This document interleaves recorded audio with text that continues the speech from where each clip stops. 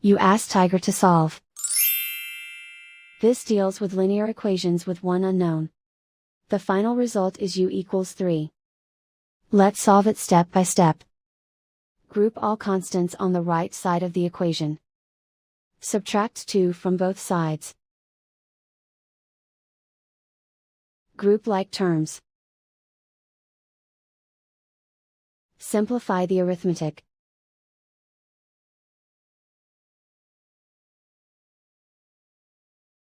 Isolate the u.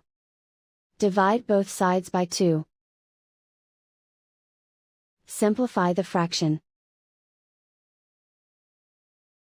Find the greatest common factor of the numerator and denominator.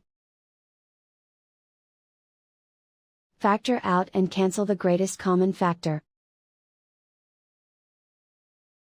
And so the final result is u equals 3.